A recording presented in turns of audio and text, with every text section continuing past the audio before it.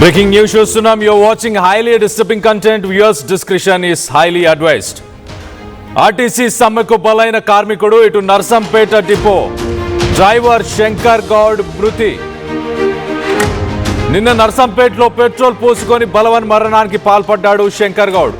80% కాలిన గాయాలతో ఇటు గ్రీన్ ఛానల్ ద్వారా వరంగల్ ఎంజీఎం నుంచి హైదరాబాద్ తరలిస్తుండగా ఇటు నగరానికి చేరుకున్నాక మృతి చెందినట్టు తెలుస్తుంది శంకర్ గౌడ్ మృతిపై ఇటు కేంద్ర మంత్రి బండి సంజయ్ సంతాపం వ్యక్తపరిచారు. ఇటు శంకర్ గౌడ్ కుటుంబ సభ్యులను పరామర్శించడానికి ఇటు నర్సంపేట బయలుదేరారు ఇటు బండి సంజయ్. శంకర్ గౌడ్ మృతితో శోక సంద్రంలో ఇటు కుటుంబం మునిగిపోయింది. ఇటు శంకర్ గౌడ్ స్వస్థలం వరంగల్ జిల్లా ఖానాపూర్. మృతుడికి ఒక పాప ఒక బాబు. మృతుని భార్య ఇటు లత, అలాగే కూతురు శ్యామిలి, కుమారుడు హేమంత్. ఉద్యోగంలో చేరి 28 సంవత్సరాలు గడుస్తున్నా కూడా నర్సంపేట మండలంలోని మూతోజిపేటలో శంకర్ గౌడ్ అంత్యక్రియలు జరగబోతున్నాయి. 28 సంవత్సరాలు గడిచినా కూడా సొంతిల్లు లేకపోవడం గమనార్హం.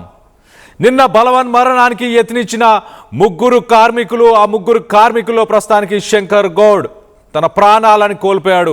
మొత్తం మీద 2019లో జరిగిన 52 రోజుల స్ట్రైక్ అప్పుడు కూడా దాదాపు 30 మంది చనిపోయారు. దాంట్లో 5 మంది బలవన్ మరణానికి పాల్పడినట్టు తెలుస్తుంది.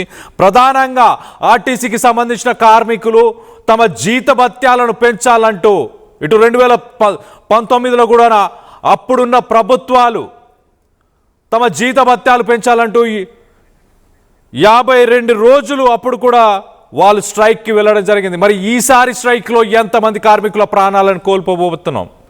దీనికి సంబంధించి మరింత అప్డేట్ తీసుకునే ప్రయత్నం చేద్దాం. వరంగల్ నుంచి మా ప్రతినిధి వెంకటరత్నం అందుబాటులో ఉన్నారు. వెంకటరత్నంతో మాట్లాడి తెలుసుకునే ప్రయత్నం చేద్దాం.